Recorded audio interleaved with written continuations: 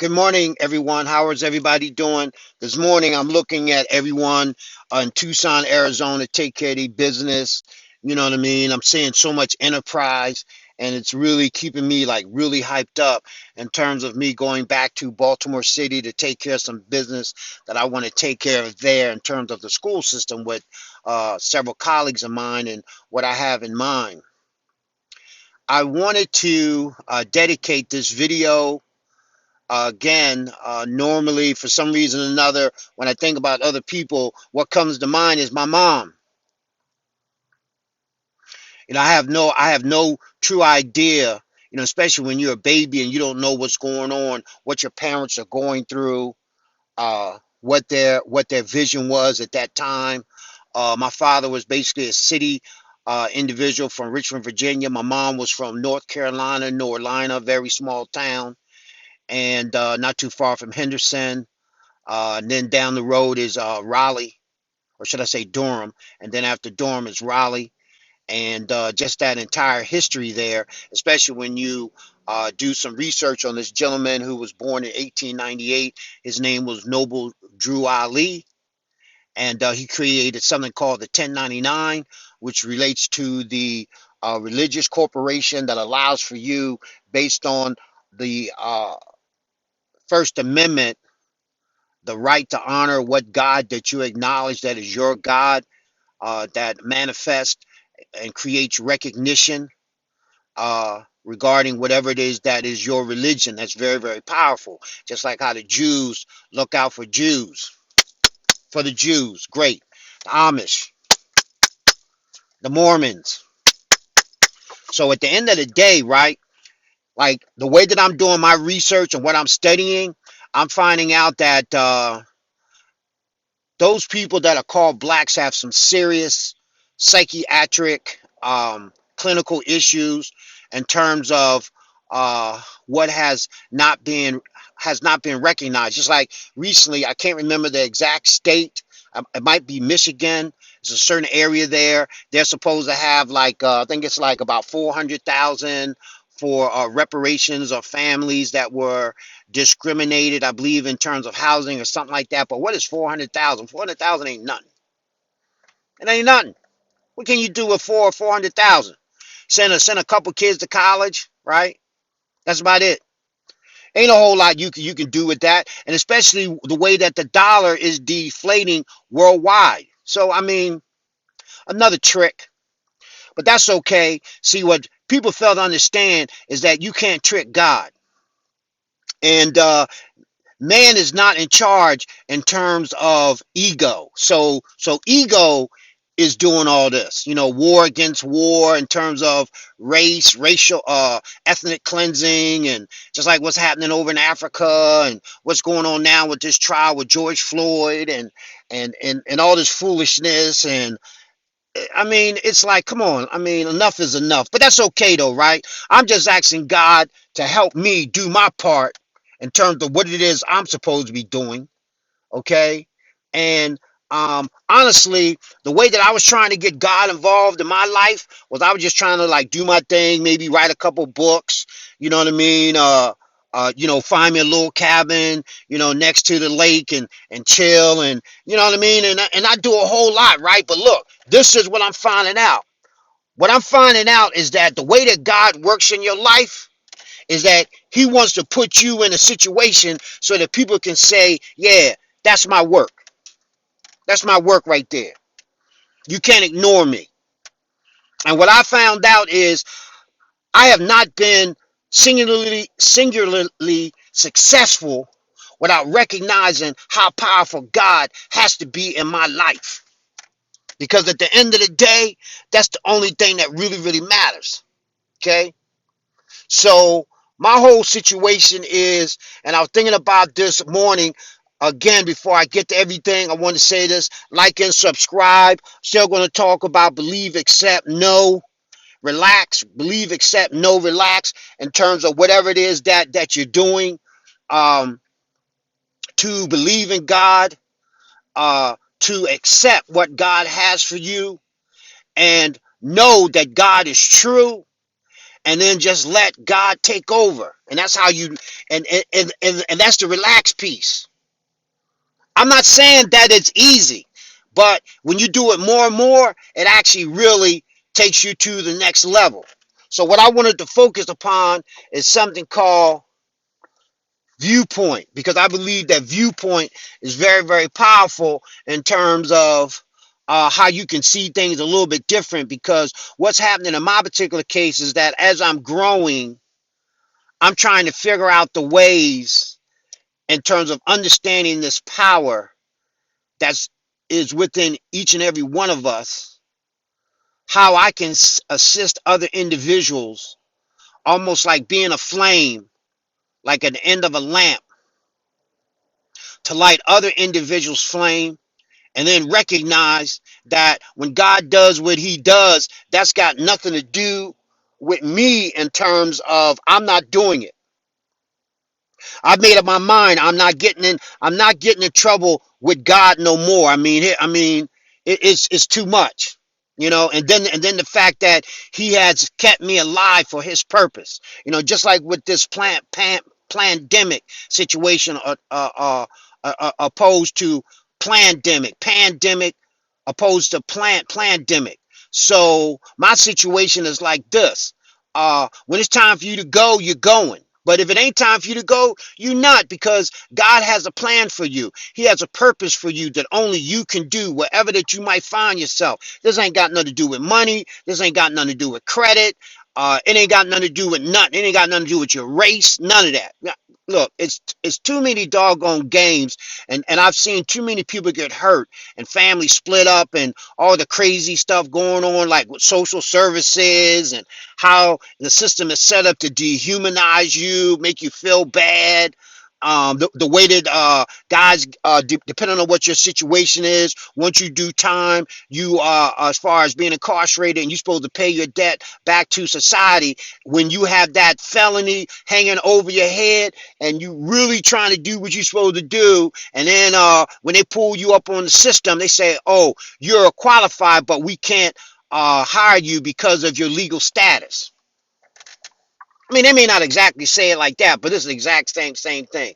And you be like hoping and praying, hoping that you're going to get the job. If I ain't lost 100, 200 jobs, I ain't lost one. True bill.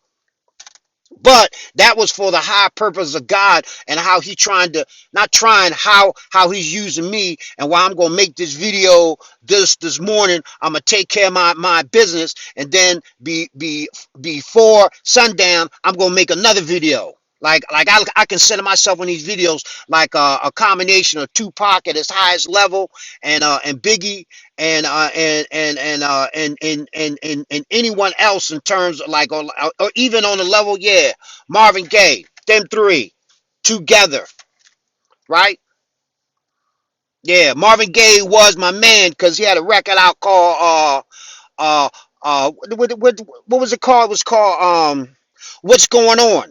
What's going on? You already know what's going on. As simple as that. And I'm tired of the foolishness. I'm not here to be liked. I'm here to give it up. So I wanna pump this part called Viewpoint. Like and subscribe.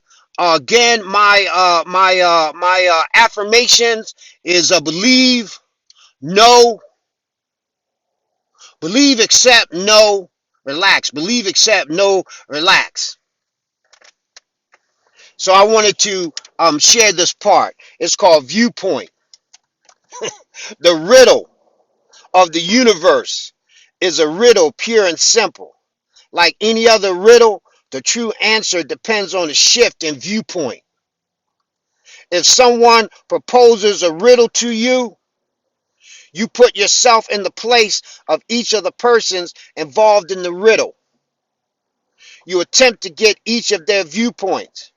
When you have gotten each viewpoint, you translate them into one central viewpoint. Then the answer becomes apparent. It is viewpoint that gives us the illusion of separateness in life. It is this trick that consciousness plays on us that is forever provoking us into believing that we are negligible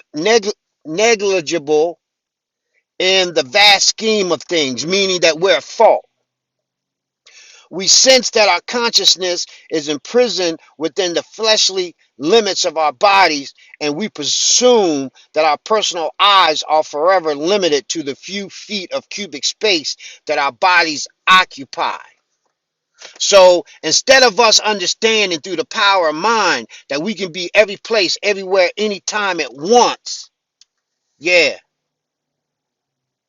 the opposite of that is that we consider ourselves a microbe, a little dot in the entire solar system, and ego wants us to stay in that situation. Because see, my whole situation is like this here, right? Even with family members, even if they like be like, yo, this dude lunching, he don't know what he's talking about, crazy, I'm just gonna watch these because he like a comedian, he's so funny, right? See, the difference between me and my family members at the end of the day, regardless what our differences are, when I reach the top, I'm pulling them with me. And I'm definitely going to do it. I don't know how they actually feel about me. And look, as a human person, I probably couldn't do it. But once you align yourself with that Christ spirit, that Christ essence, you're like overflowing. You know what I'm saying? Like you're going to give it up because it's coming straight from the heart. And that's another thing I'm asking Christ to help me with. Open up my heart, because my heart has been closed since I was an infant. I didn't even know it. And now I'm going to teach people how to open up their heart. But I'm teaching as a flesh body, but what's moving out of me is the Christ essence. And those closest to you, because they know your lower self, they know what you've been through, they know your past, right? They're like, yo, you ain't gonna do nothing, you running your mouth, you're not gonna do nothing, loser. Sorry, what's the opposite of a loser? Winner. Yeah.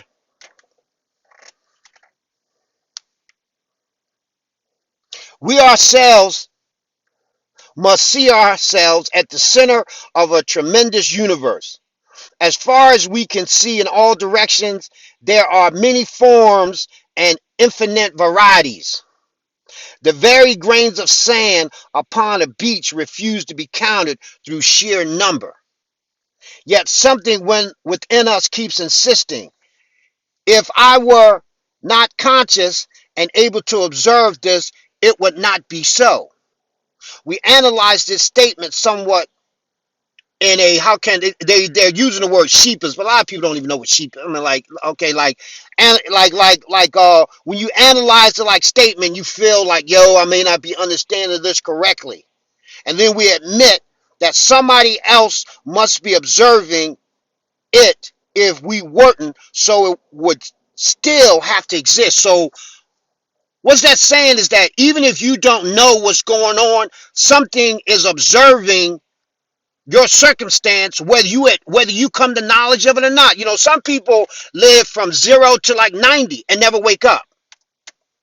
My whole life has been based on waking up. I remember when my sister Ruthie would tell me, she'd say, Bobby, yeah, that's what they used to call me, and I'm cool with it. One of my names. I come by many names. Anyway, because my first name Robert, so everybody used to call me Bobby, and my father's name was either Bob or Robert, right? So anyway, um, my sister would tell me, uh, Bobby, why don't you slow down, smell the rose, smell the coffee, you know what I'm saying? Like take your time. But I was moving so fast because unconsciously I knew that I had to reach a certain point, and part of reaching that point is that sometimes in the process of you learning who you are, you have to make many, many, many mistakes. So by the time I was about 12 or 13, I had already made a lot of mistakes already. I always used to get in trouble in the summertime, and I would always be on what my father would call restriction because I come from a military family. It was something else I was going to say too, right? Um, It'll come back to me later, possibly in another video. But The most important thing I wanted to say was I knew I had a mission, but I didn't know what that mission was, because like for a long time I was trying to find out like why, like why I ain't, why I'm not at a certain level in life, why I'm not, technically famous, you know what I mean, why nobody don't know me, why I ain't wrote my books already, and all the rest of the stuff. And so what I found out over time in my particular case is that to me Christ was saving me to learn everything I need to learn. And there's this horse that was a Preakness winner called Seabiscuit. Seabiscuit had championship lines, but it was undersized, right? If you do the research on the horse Seabiscuit, just do the research. He came from the back and he left everything, man. Everything. Yeah. Don't get it mixed up. Don't get it. Somebody gonna believe all I need is one. And really, if I can count myself, I got the one already. All I need is one. You see what I'm saying? Because when you got Christ on your side, you a straight winner. It don't matter whether somebody agree with you or not. All you got to do is agree with Christ in your life and say, Lord, Lords, I need you in my life. I need you to work in my life and show me what I need to see. Because the Lord wants what you want when you follow his rule, because there are certain what they call mental and spiritual laws that even the physical laws that we see and we look around, like a stop sign right there, you know what I mean? Like this bus is about to pass and say Florence Wells United School District number 8. Okay, when the little sign come up on the side of the bus and the traffic got to stop, yeah, that is a law of the physical. But there are other laws that supersede that law that is spiritual, and that's what I study. So I have to do a duality and remain proper in all the laws. And the only person that can put you down with that is God. Nobody else.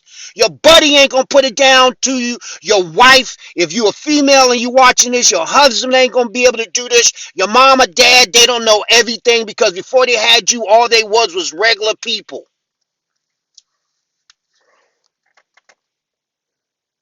So I wanted to talk about who is I.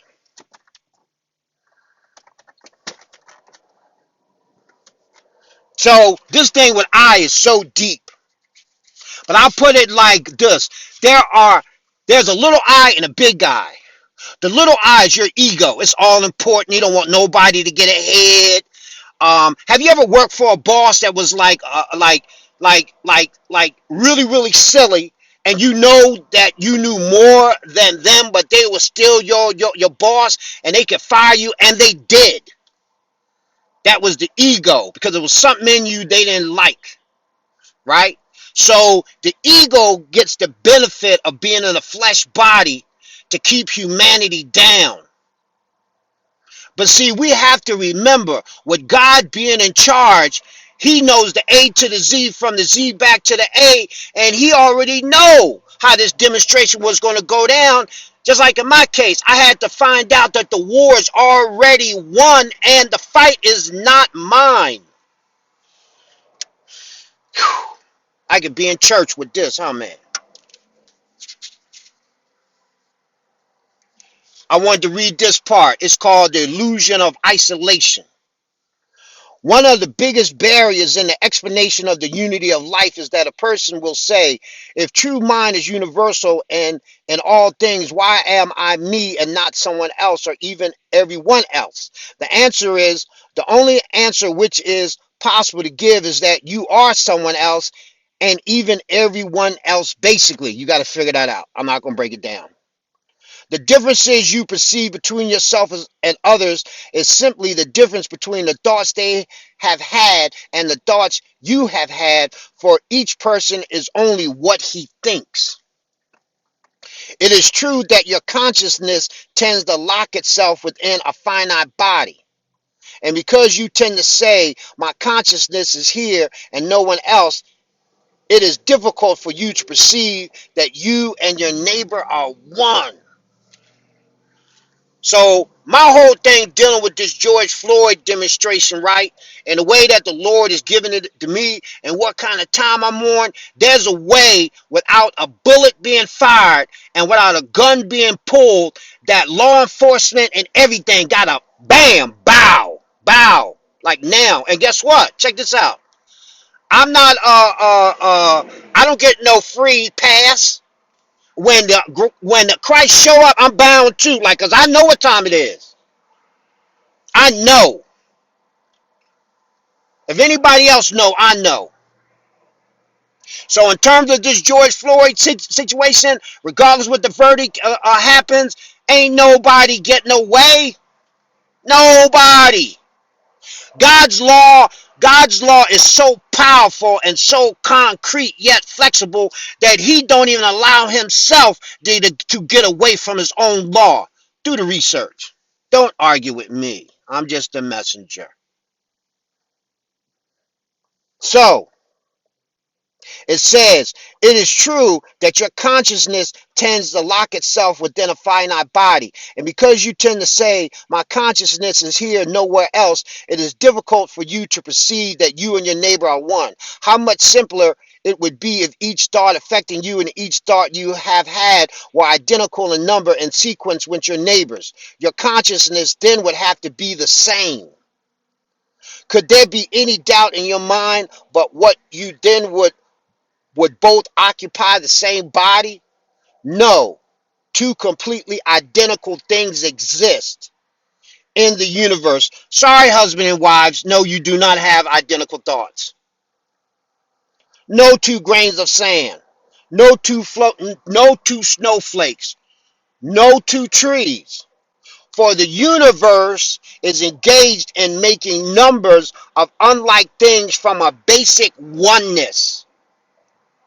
By its very nature, it cannot make two things which are completely identical, even down to identical twins. If two conceptions are completely alike, there's only one conception that will produce one thing. And let me end it with this: the uniqueness of you. You are what you are only because of what you have thought. Because this thought is different from any person who has ever lived, you are unique and separate as a thing in the universe. Most of your thinking is prompted by the sensations that come to you through your five senses, and since these belong to your finite body exclusively, you are constantly building up experience and thought that keep you locked away from the oneness with universal subconscious mind. You tend to see all things about you as being external and different from you. You are at this stage of evolution acutely aware of self as separate, therefore an isolated being. But be assured, the path upward leads to expanding that self-consciousness to include all things and all life. The kingdom of God is within. Concordance, where is the Bible at? Where the Quran at? Where the Torah at? Or the Talmud at? Where the Kabbalah at? Where's the what's it called? Upshanas and the Bhagavad Gita, right? Because there's a commonality in all those books, but you're gonna have spiritual insight, or it's like a circle. Because see, God ain't gonna let just anybody get this. It say what? It say humble and meek, right? But it didn't say you got to be a punk either. It didn't say you got to be soft like, okay, hit me on this cheek. I turn that shit. You tear my whole head off. Not like that either. We must understand that all form and matter represent only the same intelligence that is in us. We must recognize that all this intelligence is ours to draw upon and to understand and use. So basically what that's saying is that I'm saying that I'm connected with Christ. Guess what? What I found out is that I ain't got a lock on it. Everybody got access. That's what I'm saying. Ain't nothing special about me. It's just that I want it bad, bad, bad, bad, bad, bad, bad. or turn around. I wanted good, good, good, good, good, good, good, good, goody, goody, goody, good, good, good. Yeah.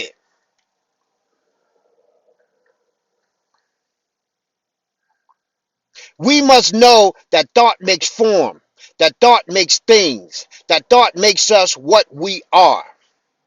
We must know that our separateness is only of evolving consciousness, that basically there is complete spiritual unity in all life. We must strive constantly to expand our consciousness by identifying ourselves with everything and everyone about us. We must search in our quiet hours for contact with the universal subconscious mind, better known as the Christ mind, or the big G, the big O, the big D, not lower gods, which is the uppercase G, lowercase O, and D. See, you have to be grammatically correct. And since I am a teacher and I've definitely taught rhetoric in reference to English composition, in terms of what is a supposition, what is like a double clause, what is a double negative, you know what I mean?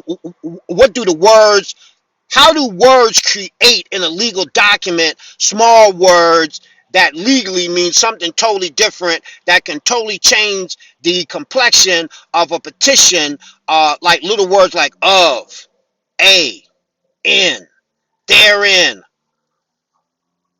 herein, before, therefore, but. So I'm on the language. That's why my mom's last name is English. It was like another sign. Yeah, I read signs. Yeah, yeah. I read what people can't see.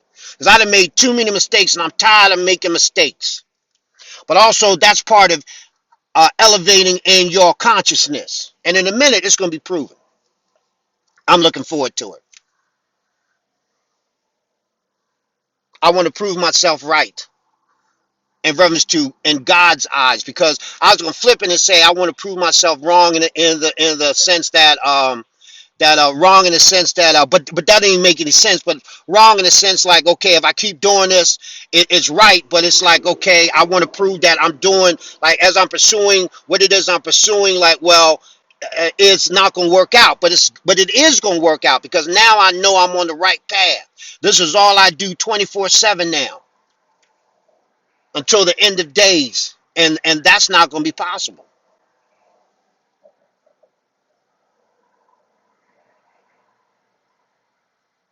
Universal subconscious mind, where all information and all thought have been impressed upon indelibly, meaning like when you print something in concrete, when you print it into the concrete, you know how or better steel, imprinting steel, bam, how long is that going to last? Like the Roman Colosseum, that joint was built in Rome, but it's still standing now. Well, what I'm talking about is like Roman Coliseum, it can't even deal with it. But we can go